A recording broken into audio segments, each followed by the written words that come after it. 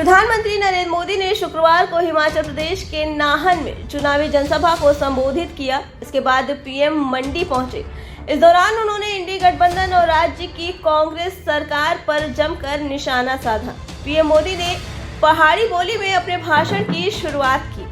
PM ने सभी के मेरी ढाल, सभी के राम राम कहकर लोगों को संबोधित किया। उन्होंने कहा कि ऐसा लग रहा है कि जैसे मैं अपने घर आया हूँ। उन्होंने स्थानीय व्यंजन पटांडे और सिड्डू का भी जिक्र किया। मोदी ने मां बालासुंदरी, माता रेणुका, परशुराम की धरती, चूड़ेश्वर महाराज, शिरगुल और महासू देवता का भी जिक्र किया।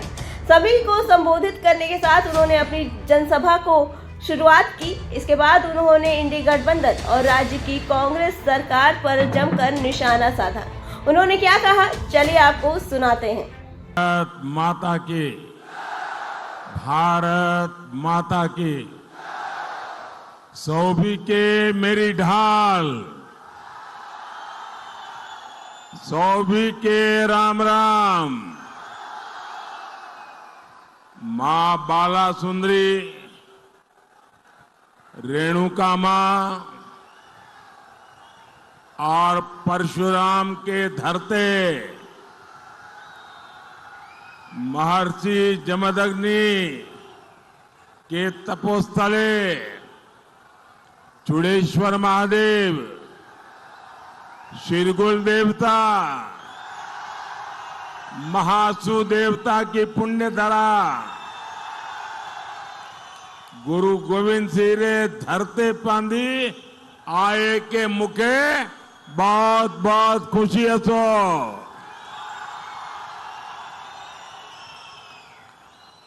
मेरे साथ बोलिए, भारत माता की। आप ये तस्वीर नीचे रखिए, पीछे लोग परेशान हो रहे हैं। भारत माता की, भारत माता की। ऐसा लग रहा है कि अपने घर आया हूं।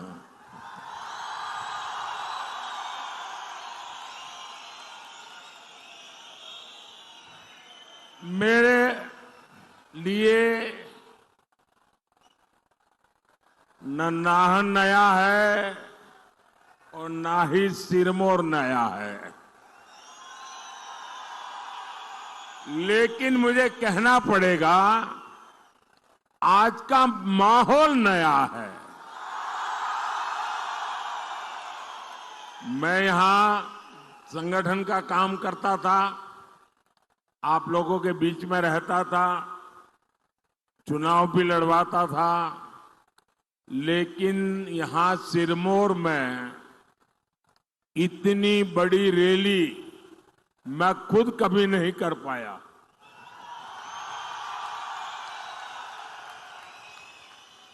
पार्टी की मीटिंगें लेता था, सबको समझाता था। मुझे लगता है शायद यहां के इतिहास की ये सबसे बड़ी रैली होगी। और मैं हेलीपैड से यहां आ रहा था, पूरे रास्ते भर शायद इससे 2 गुना लोग रोड पर खड़े हैं।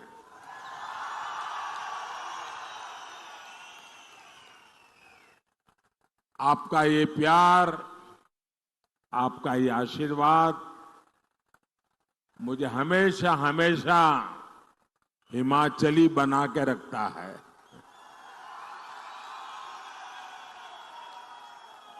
और जब सिरमौर आए तो हमारे स्वर्गीय श्यामा शर्मा जी, उनके घर में हमारी बैठकें हुआ करती थी। हमारे चंद्रमोहन ठाकुर जी, बलदेव भंडारी जी, हमारे जगत सिंह नेगी जी, ढेर सारे कार्यकर्ताओं की याद, अनेक अच्छे अनुभव मेरे लिए एक प्रकार से यादों की अमानत है। और सभी के घरों से असकली, पटांदे,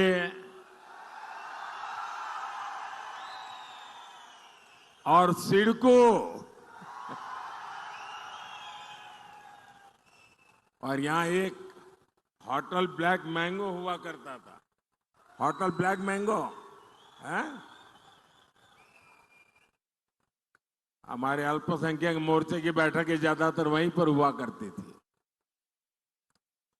और जब देश मोदी को जानता नहीं था, तब भी आप लोगों ने मुझे आशीर्वाद देने में, प्यार देने में कोई कमी नहीं रखी।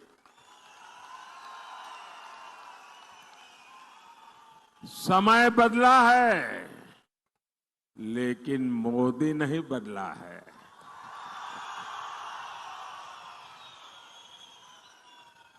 मोदी का हिमाचल से रिश्ता वही पुराना रिश्ता है। और आप लोगों को शायद खुशी होगी, जैसे मैं गर्व के साथ कहता हूं भारत का प्रधानमंत्री होने कि हिमाचल मेरा घर है, वैसे ही शायद आपको पता नहीं होगा, अफगानिस्तान के एक राष्ट्रपति थे श्रीमान करजाई, वो भी कहते थे हिमाचल मेरा घर है, क्योंकि वो शिमला में पढ़े थे। और अभी जो आपने मुझे लोहिया पहना है ना, वो उन्होंने यहीं से जाकर के अफगानिस्तान में थोड़ा फैशन डिजाइन करके उन्होंने उसका अपना पहरवेश बना दिया है जी।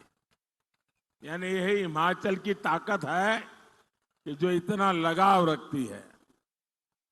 साथियों, आज मैं आपसे तीसरी बार भाजपा सरकार के लिए आशीर्वाद मांगने के लिए आया हूं।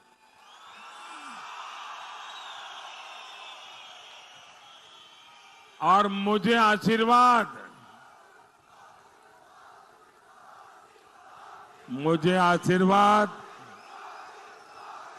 मेरे लिए नहीं चाहिए।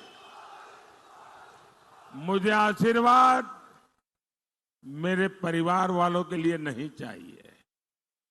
मुझे आशीर्वाद मेरी जात बिरादरी वालों के लिए नहीं चाहिए। मुझे आशीर्वाद चाहिए ताकतवर भारत बनाने के लिए।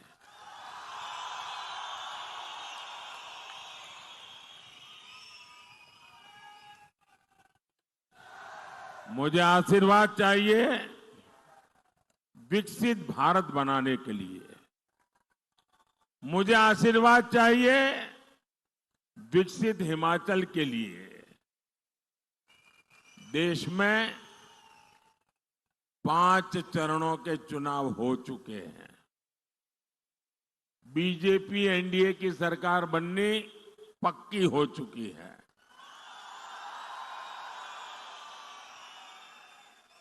और अब हिमाचल 4-0 से हैट्रिक लगाएगा। और हम तो देवभूमि के लोग हैं, हमारी एक भी चीज कभी बेकार नहीं जाने देते। तो कोई हिमाचली अपना वोट बेकार जाने देगा क्या? अपना वोट बेकार जाने देगा क्या? वो उसी का वोट देगा ना जिसकी सरकार बनेगी, और जिसको वोट देगा उसकी ही सरकार बनेगी। ये हिमाचल में पक्का है।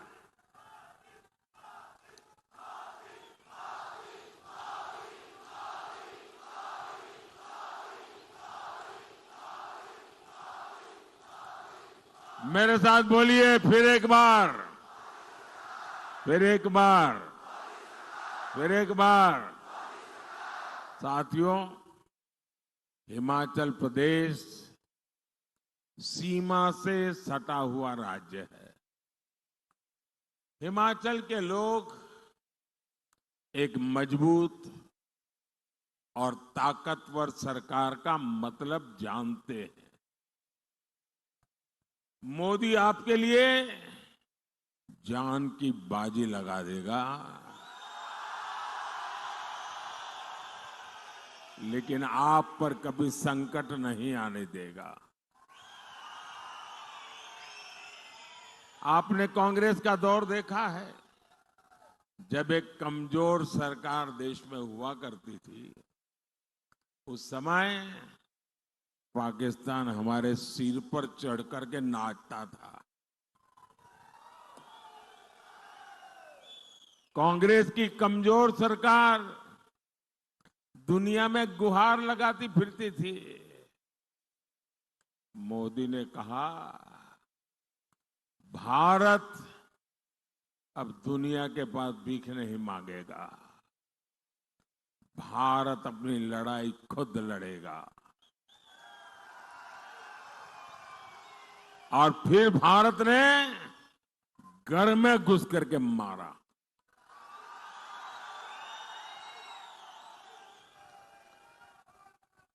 आज देखिए पाकिस्तान की क्या हालत हो गई है।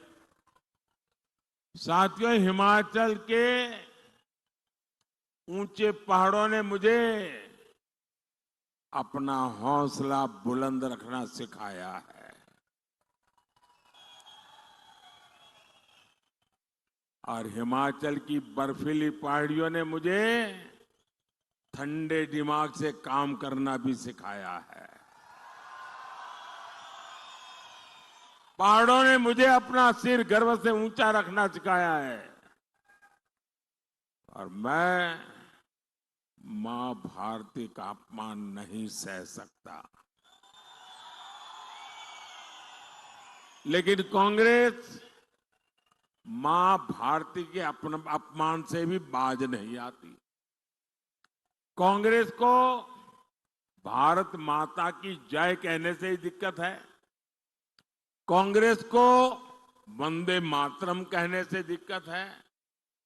ऐसी कांग्रेस कभी हिमाचल का भला नहीं कर सकती। साथियों, यही कांग्रेस है जिसने भारत के सीमावर्ती इलाकों को अपने हाल पर छोड़ दिया था।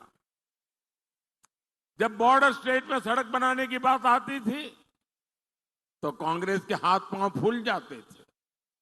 कांग्रेस डर जाती थी कि अगर सड़क बनाई तो उसी सड़क से दुश्मन भीतर आ जाएगा। ऐसी डरपोक सोच मोदी के मिजाज के साथ मेल नहीं खाती है। मोदी ने कांग्रेस के मुकाबले कई गुना ज्यादा पैसे दिए हैं। मोदी ने कहा है बॉर्डर पर सड़कें बनाओ, इंफ्रास्ट्रक्चर बनाओ। आज बॉर्डर किनारे सैकड़ों किलोमीटर नई सड़कें बनी है। आज बॉर्डर किनारे रहने वाले फौजियों का, हमारे लोगों का जीवन आसान हुआ है। साथियों, कांग्रेस ने 4 दशक तक फौजी परिवारों को 1 रैंक 1 पेंशन के लिए तरसाया और कांग्रेस ने कैसा मजाक उड़ाया। हमारे पूर्व सैनिकों की आंख में धूल झोंकी और ऐसा पाप करने में उनको शर्म भी नहीं आई। जब 2013 में भारतीय जनता पार्टी ने मुझे प्रधानमंत्री का उम्मीदवार तय किया और मेरी पहली रैली पूर्व सैनिकों की हुई थी रेवाड़ी में। और रेवाड़ी में पूर्व सैनिकों के सामने मैंने वादा किया था, मैंने गारंटी दी थी कि मैं 1 रैंक 1 पेंशन लागू करूंगा। तो कांग्रेस वाले डर गए, ये मोदी ने नया खेल खेला है तो क्या करे।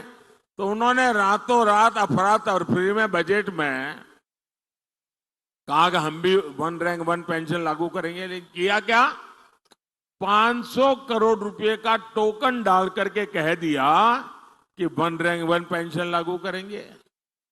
ये हमारी फौज के साथ मजाक था, मजाक। ऐसे जैसे किसी बच्चे को कह दे ना कि कोई बात नहीं, शाम को तुझे मुंबई ले जाऊंगा और बच्चा सो जाए। ऐसा पाप किया था उन्होंने। जब मोदी है जिसने आकर के ओआरओपी लागू किया, 1 रैंक 1 पेंशन लागू किया और उन्होंने 500 करोड़ में खेल खेला था 2014 का चुनाव जीतने के लिए, जिसका कोई मतलब नहीं था। मोदी ने जब 1 रैंक 1 पेंशन ओआरओपी लगाया 1.25 लाख रुपया हम फौजियों को दे चुके हैं।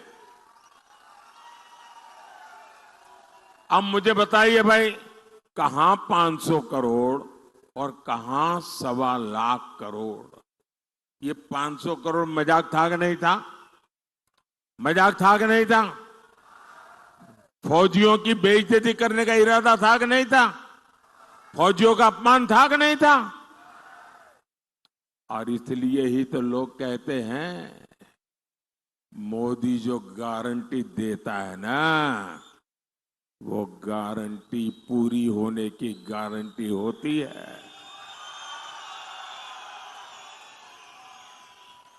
भाइयों और बहनों, एक तरफ मोदी की गारंटी है, दूसरी तरफ कांग्रेस का बर्बादी का मॉडल। कांग्रेस सत्ता पाने के लिए कांग्रेस ने हिमाचल के लोगों से खूब झूठ बोला। कहा पहली कैबिनेट में ये होगा, वो होगा, पता नहीं क्या क्या बता दिया। और मेरे हिमाचल के लोग तो बड़े भले, बड़े प्यारे लोग हैं। उनको लगा हो सकता है ये ईमानदारी से बोलते होंगे। पहली कैबिनेट में तो कुछ हुआ नहीं, बल्कि कैबिनेट ही टूट फूट गई।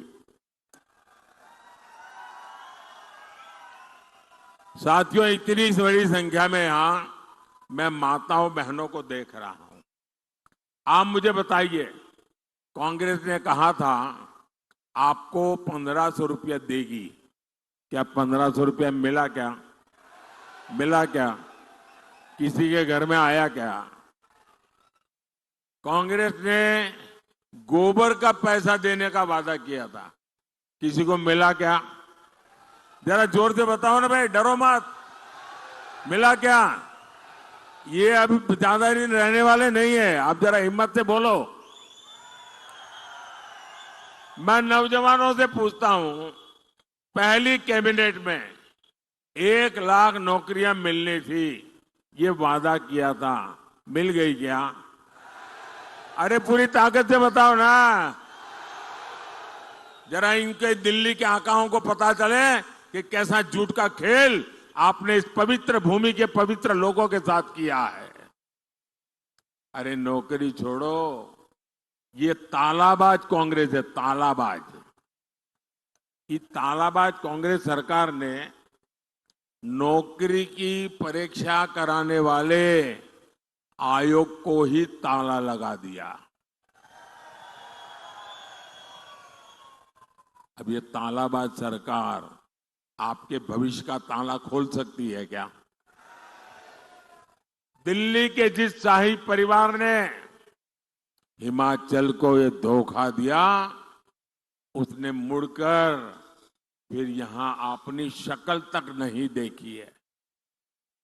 भाइयों बहनों, मैं पिछले 30 साल से आपके बीच रहा हूं और शायद ही कोई ऐसा वर्ष होगा जब मैंने हिमाचल आकर के इस मिट्टी को माथे पर न चढ़ाया हो।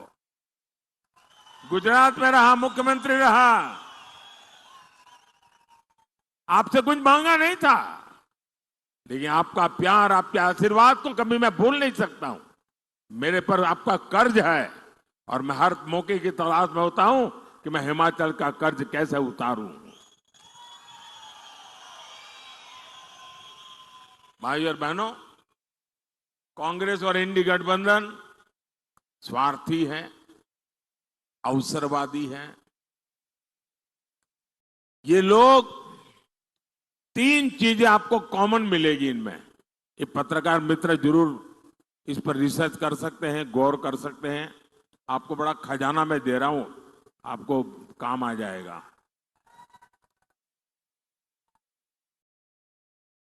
ये कांग्रेस वाले, उनके साथी, 3 चीज आपको कॉमन मिलेगी। एक, ये गौर सांप्रदायिक है। दूसरा, गौर जातिवादी है। और तीसरा, गौर परिवारवादी है। आपको ये 3 चीजें हर एक में कॉमन मिलेगी जी। ये मीडिया वाले दिमाग खपाएंगे तो बहुत खजाना खोल करके ले आएंगे। 60 सालों तक कांग्रेस ने सोचा ही नहीं कि सामान्य वर्ग में भी गरीब होते हैं। क्या ब्राह्मण का बेटे परिवारों में गरीब कोई होता नहीं है क्या? क्या बनिए के परिवार में कोई गरीब होता नहीं क्या?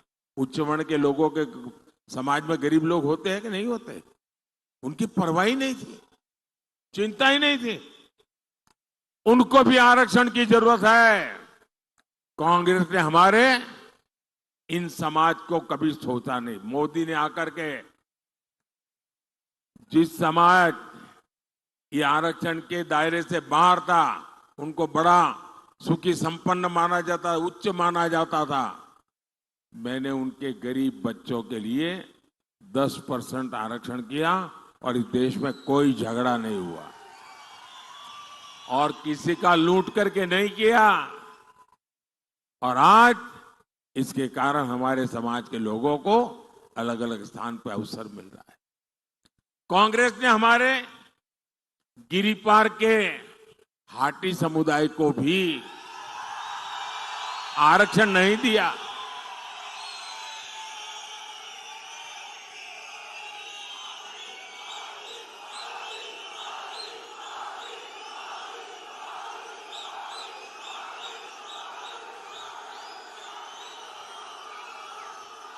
ये होता है प्यार।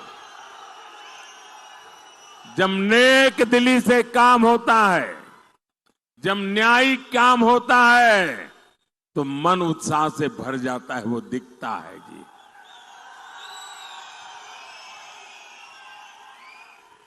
और ये सारे काम मोदी ने आपका कर्ज उतारने के लिए किए हैं। साथियों, मैं आज हिमाचल के लोगों को कांग्रेस और इंडी गठबंधन की एक और साजिश से भी सावधान करने आया हूं। ये लोग, और मानिए ये चुनाव है इसलिए मैं नहीं बोल रहा हूं दोस्तों, मेरे दिल में एक आग है। ये भारत को तबाह करने के लिए कैसे कैसे खेल खेल रहे हैं और आप चौंक जाएंगे दोस्तों। हमारी संविधान सभा ने, बाबा साहब आंबेडकर ने, जो हमारे एससी, एसटी, ओबीसी समुदाय है, जिनको आरक्षण दिया, ये कांग्रेस वाले और उनके साथी वो सारे आरक्षण आपके खत्म करके अपनी वोट बैंक, जो वोट जिहाद की बातें करते हैं, उन मुसलमानों को दे देना चाहते हैं।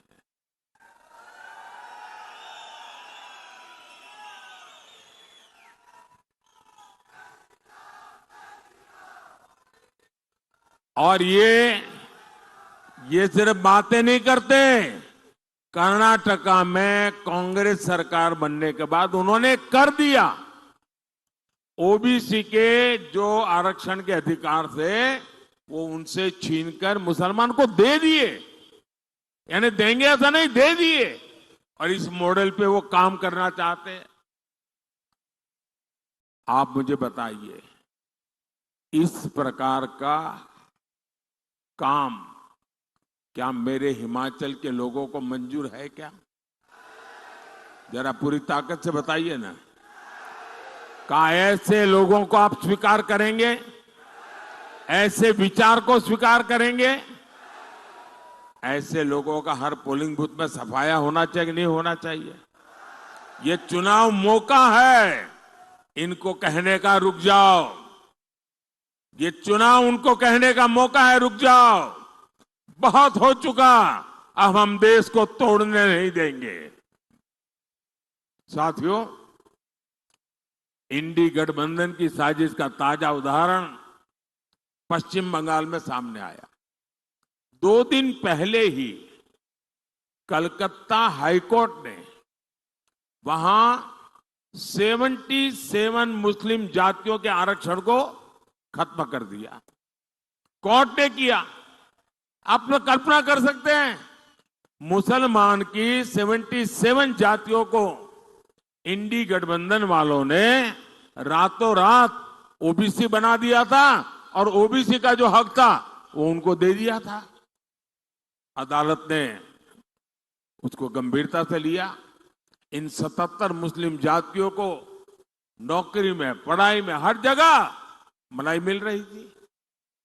ऐसा करके इंडी गठबंधन ने ओबीसी के हक पर डाका डाल दिया। ऐसा करके इन लोगों ने संविधान की धज्जियां उड़ा दी, संविधान की पीठ पे छुरा भोंका है। अब कोलकाता हाईकोर्ट के फैसले के बाद ये इंडी गठबंधन वाले बौखलाए हुए हैं। बंगाल की मुख्यमंत्री तो सीधे सीधे कोर्ट के आदेश को मानने से भी इनकार कर रही है। इनके लिए संविधान कोई मायने नहीं रखता, इनके लिए अदालतें कोई मायने नहीं रखती। इनका सबसे सगार कोई है तो इनका वोट बैंक है। साथियों, अपने वोट बैंक को खुश करने के लिए ही कांग्रेस राम मंदिर का भी विरोध कर रही है। कांग्रेस भाजपा वालों का मजाक उड़ाती थी, कहती थी मंदिर वहीं बनाएंगे, तारीख नहीं बताएंगे। हमें रोज चुभने वाली बातें करते थे। हमने तारीख भी बताई, समय भी बताया, लेकिन इन लोगों ने प्राण प्रतिष्ठा का बहिष्कार किया। आप हिमाचल के लोग मुझे बताइए, जब रामलला भव्य मंदिर में विराजित हुए, प्राण प्रतिष्ठा हुई, आपको आनंद हुआ कि नहीं हुआ? आपने अपने गांव में दिवाली मनाई कि नहीं मनाई?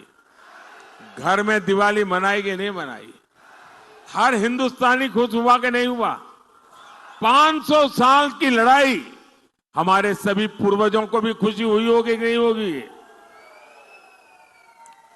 लेकिन कांग्रेस पार्टी इसको भी बर्दाश्त नहीं कर पा रही है। कांग्रेस और उनके एक साथी ने एक रहस्य खोला है। अभी कांग्रेस के साथी इस फर्स्ट फैमिली के राजदार है वो। उन्होंने कहा है कि कांग्रेस के अंदर साजिश चल रही है, अगर सत्ता में आए तो फिर से राम मंदिर को ताला लगा देंगे और रामलला को टेंट में रहने के लिए मजबूर कर देंगे। ये इनकी सोच है। क्या ये होने देंगे? क्या आप ऐसा अवसर उनको लेने देंगे क्या? और इसलिए हर पोलिंग बूथ में इनकी सफाई करना जरूरी है। मेरा जो स्वच्छता अभियान है ना, ये चुनाव के दिन 1 तारीख को आपको मजबूती से करना है। करेंगे? भाइयों और बहनों, भाजपा सरकार हिमाचल प्रदेश के विकास के लिए पूरी कोशिश कर रही है। कोई सोचता नहीं था कि हिमाचल में भी IIT, IIM और एम्स जैसे संस्थान है। लेकिन मोदी है तो मुमकिन है। मोदी है तो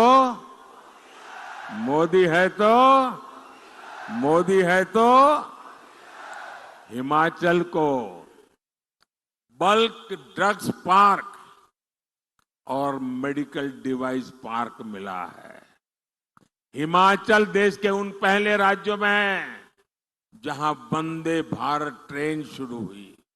साथियों, मोदी के लिए किसान, गरीब, महिला और युवा का सशक्तिकरण बड़ी प्राथमिकता है।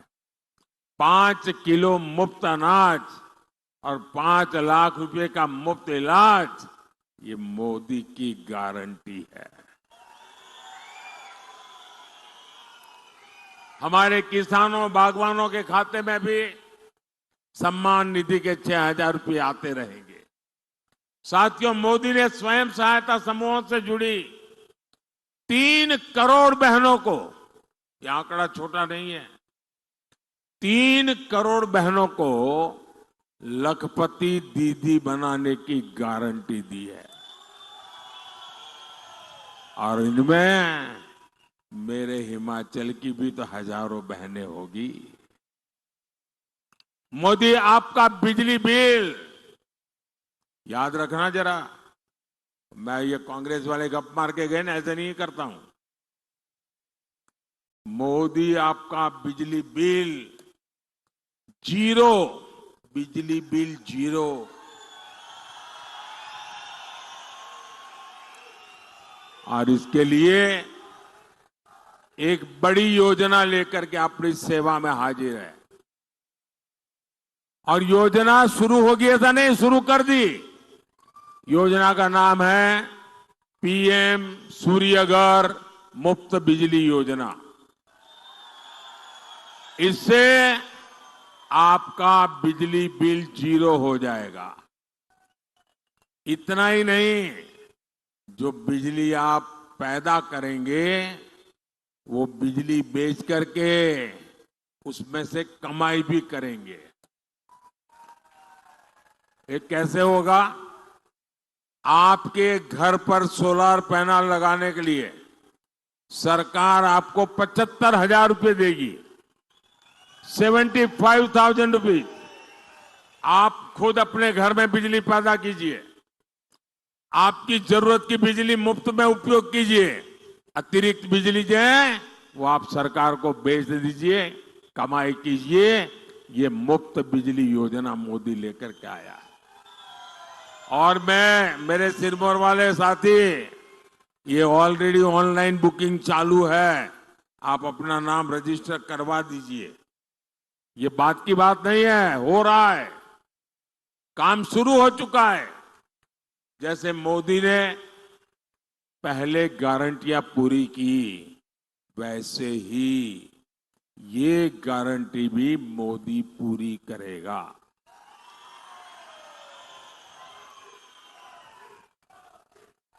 उसी प्रकार से साथियों, जो मुफ्त अनाज योजना है, क्योंकि मोदी का संकल्प है गरीब के घर का चूल्हा जलते रहना चाहिए, गरीब का बच्चा भूखा सोना नहीं चाहिए। और इसलिए मुफ्त अनाज योजना अगले 5 साल के लिए चालू रहेगी। साथियों, आपको शिमला लोकसभा सीट से हमारे बहुत निकट साथी भाई सुरेश कश्यप जी को भारी वोटों से विजयी बनाना है। और सुरेश जी को आप वोट देंगे ना, वो वोट सीधा सीधा कमल के खाते में जाएगा, मोदी के खाते में जाएगा। सीधा वोट मोदी को मिलेगा। हर गांव जाएंगे, ज्यादा से ज्यादा मतदान कराएंगे, हर पोलिंग बूथ में जिताएंगे। अच्छा, मेरा एक काम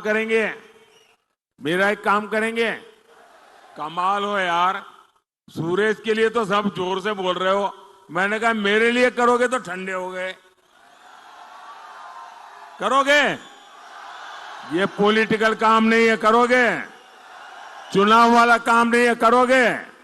मेरा पर्सनल है, करोगे? पक्का करोगे? एक काम कीजिए, देखिए जब मैं हिमाचल में था तो गांव गांव भटकता था, लोगों के घर जाता था, मिलता था। अब आप लोगों ने मुझे ऐसा काम में लगा दिया कि मैं सबके पास जा नहीं पाता हूं, मिल नहीं पाता हूं। तो मेरा एक काम कीजिए, ज्यादा से ज्यादा परिवारों में जाइए, ज्यादा से ज्यादा लोगों को मिलिए और जाकर के कहना कि मोदी जी सिरमौर आए थे, मोदी जी ने आपको प्रणाम कहा है, मेरा प्रणाम पहुंचा देंगे। हर घर में मेरा प्रणाम पहुंचा देंगे, पक्का पहुंचा देंगे। दूसरा